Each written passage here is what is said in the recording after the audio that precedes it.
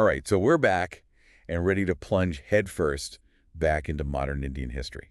This is, of course, a must-know for our UPSC folks out there, but really for anyone who finds this era fascinating. It really is. You know, in our last deep dive, we kind of set the scene, explored the early years of the Indian National Congress, but today we're going deeper, focusing on a major turning point, the Lucknow Pact of 1916. It's a big one. This pact, I mean, it's kind of a crossroads in India's journey to independence, wouldn't you say? Absolutely. Understanding it is, like, key to grasping the complexities of the freedom struggle.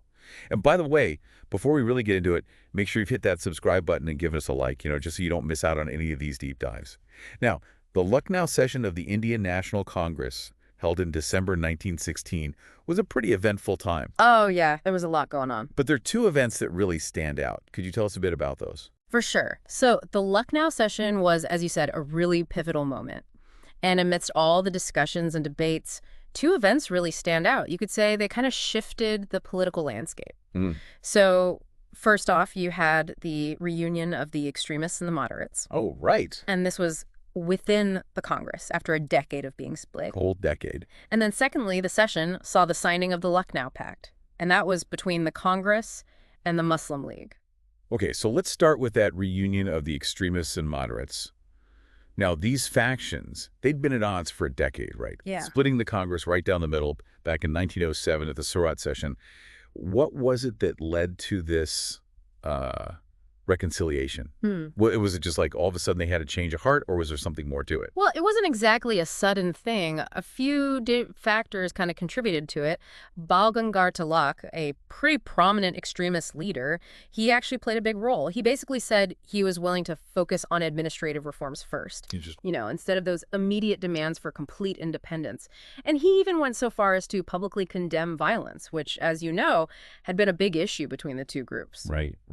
So that shift in his stance, along with, well, some prominent moderate leaders passing away, like Gopal Krishna Gokhale and Feroz Mehta, that paved the way for things to sort of start fresh.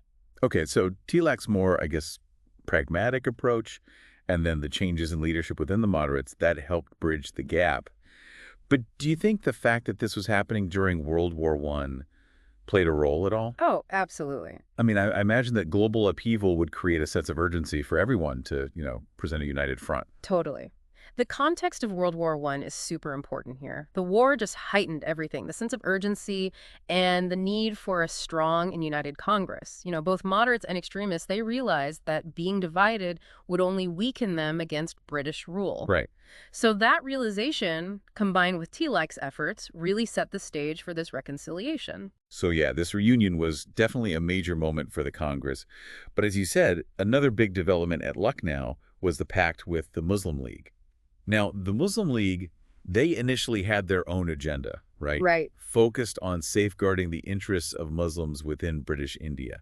So what brought them to the table with the Congress? Well, by 1916, the Muslim League's stance had really evolved. You could say there was a growing disillusionment with British policies. Oh, I see. Many Muslims felt that Britain hadn't really supported Turkey during conflicts with Italy and in the Balkans. Oh, okay. And this sense of betrayal, well, it pushed them towards a more nationalist agenda, especially with the influence of some younger, more assertive members in the League. So these internal changes within the League and then these external pressures from British policies kind of pushed them towards a more nationalist stance. Would you say the desire for self-governance was also a unifying factor? Absolutely. By 1912, the Muslim League had publicly declared their commitment to working towards self-governance for India. So that shared goal, along with the evolving political landscape, really created the perfect conditions for the Lucknow Pact. Okay, so this convergence of goals is really interesting. So let's actually dive into the pact itself now. What were the terms of this historic agreement? What did each side have to concede, and what did they gain? All right, so the Lucknow Pact definitely involved compromises on both sides. The Congress, they made a significant concession by accepting the Muslim League's demand for separate electorates. Okay. Basically, this meant that Muslims would be voting for Muslim candidates in constituencies reserved for them. I see. It was a major step. And, it did end up having some lasting consequences. Wow, that's a pretty big concession from the Congress. Yeah. What did the Muslim League agree to in return for that? In return, the Muslim League agreed to team up with the Congress, present a united front for constitutional demands to the British government. They also agreed to efface the number of seats for Muslims. Okay, in both national and provincial legislatures to make sure they had representation and to safeguard their interests. So it was kind of a grand bargain, a calculated risk on both sides. The Congress was putting their faith in unity and a united front against the British. Exactly. It was a calculated risk. You could say they gambled on the idea that a united front would be more effective in pushing for self-governance. But, like any compromise, it had its complexities. Yeah, it sounds like a real double-edged sword. On the one hand, you have this big display of unity, this joint effort to push for self-rule. But then on the other hand, you have the Congress agreeing to separate electorates. I mean, that sounds like it could lead to division down the line. That's a really important point, the separate electorates thing. It's often seen as this major turning point. You see, it was meant to ensure Muslims had representation and foster unity in the short term, but inadvertently it ended up emphasizing religious differences instead of focusing on that shared national identity. For a well-intentioned move. Yeah. But maybe with some unintended consequences. Yeah, pretty much. The separate electorates were supposed to promote unity, but they actually contributed to the hardening of those religious identities in the political sphere. And that, in turn, played a role in the growing demand for a separate Muslim state, which really picked up steam in the decades after the Lucknow Pact. It's fascinating how a decision made for unity could end up contributing to division in the long run. Makes you wonder how things could have gone differently. It's a tough one. No easy answers. But it's crucial to acknowledge the Pact's complexities and look at its impact over time. So looking at the Pact's legacy overall, would you say it was a step forward or a step back for the Indian independence movement? Well, despite all the complexities, the Lucknow Pact had both good and bad outcomes. The separate electorates definitely deepened the communal divisions, but the pact itself really strengthened the Congress and the Muslim League. They became the two major political forces in India. I see. And their joint demands for self-governance showed that they had a shared vision for India's future, even if the road to that vision turned out to be more complicated than they initially thought. Yeah, it sounds like the pact was a catalyst for change, even if it wasn't the straightforward path to unity that everyone had hoped for. Can you tell us a bit more about those specific demands for self-governance that the Congress and the Muslim League put forward? Of course. The pact wasn't just about political alliances. It was about laying out a clear set of demands for more autonomy from British rule. They demanded things like a formal declaration of self-governance from the British France, increased power for elected assemblies, a 5-year term for legislative councils, and really importantly, equal Indian representation in executive councils. Wow, those are some bold demands. It sounds like they were pushing for real concrete changes, not just vague promises about eventual self-rule. Was there anything else in their demands that really stood out? There was one demand that was particularly significant. They said that the salaries of the Secretary of State for India and the compensation for the Viceroy and Governors should be paid from the British Treasury, not from Indian revenues. That's a powerful statement. It's like they were saying, if you're going to rule us, you're going to pay for it. Yeah. It really shows how assertive they were becoming and how determined they were to break free from colonial control. Exactly. The Lucknow Pact, even with all its contradictions, marked a crucial turning point in India's fight for independence. It showed the potential for unity, even when there were deep divisions. And it laid out a clear vision for self-governance. And ultimately, it set in motion a series of events that would eventually lead to the creation of Pakistan. Wow. So the Lucknow Pact was a landmark event, full of complexities and compromises and unintended consequences.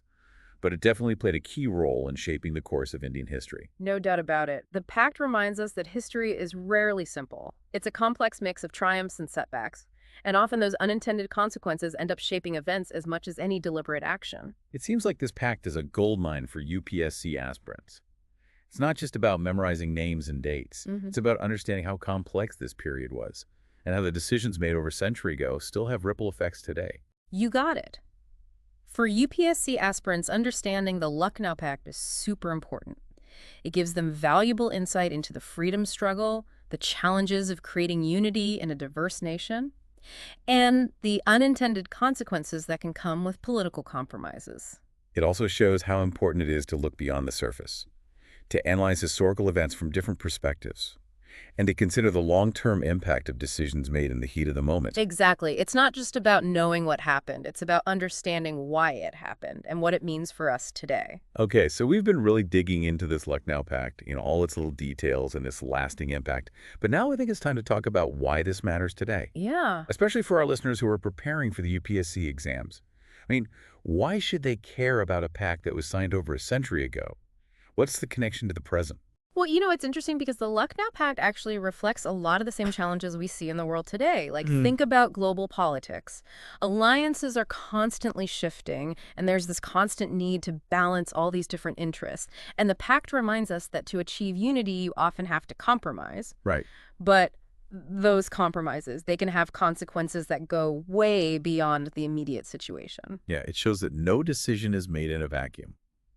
What you decide today can have ripple effects down the line, even if you had good intentions at the start.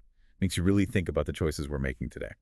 Absolutely. And the Lucknow Pact also brings up some really important questions about representation and inclusivity. I mean, it was supposed to bring Hindus and Muslims together, right? Right. But the people at the negotiating table, mostly political elites, the everyday people, their voices weren't really heard. Their concerns weren't part of the pact. That's a good point. It makes you think about whose voices are being heard when big decisions are being made, whose perspectives are being represented. It's a question every society has to ask itself, especially if they want to be truly inclusive. For sure. And if we zoom out a bit, the Lucknow Pact really encourages us to think critically about what unity actually means. Is it about ignoring differences? Or is it about creating a space where everyone's voice can be heard and respected, even when there's disagreement? That's a big question. I mean, how do you balance unity and diversity? It's something we're still struggling with today. Definitely. And for anyone out there preparing for the EPSC, understanding the Lucknow Pact in this way is super important. It's not enough to just know the facts. You have to be able to analyze the pact's complexities, the motivations behind it, its successes, and its failures. Right, because the UPSC exam isn't just testing your knowledge, it's testing how you think critically. Can you connect the dots? Can you draw insights from historical events? Exactly. And to really get the full picture of the Lucknow Pact, you have to dig a little deeper. Explore those individual stories of the people involved. What motivated leaders like Tilak and Jinnah and Ambikachar and Majumdar? What was happening in society at the time? What were the political pressures? Go beyond the textbook. Ask questions. Challenge the narratives. And form your own conclusions. That's how you truly understand history. Absolutely. Remember, history isn't just about the past. It's a conversation with the present. So as you're studying the Lucknow Pact, think about how it connects to the challenges we face today. What lessons can we learn from it? How can we apply those lessons to create a better future? Good questions. And on that note, we'll leave you with one final thought-provoking question. Knowing what we know now about the partition of India, how does that change our view of the Lucknow Pact? Was it a step towards independence, or did it actually plant the seeds of division? No easy answers there, but wrestling with these questions is how we learn from history. Couldn't have said it better myself. We always encourage you to keep exploring, keep digging into the sources, and keep the conversation going. The Lucknow Pact has so much to offer anyone who wants to understand India's past and how it connects to the present. And that wraps up our deep dive into the Lucknow Pact. Don't forget to subscribe and share this with your friends. And stay tuned for more deep dives into fascinating moments in history. Until next time, keep those minds curious and keep learning.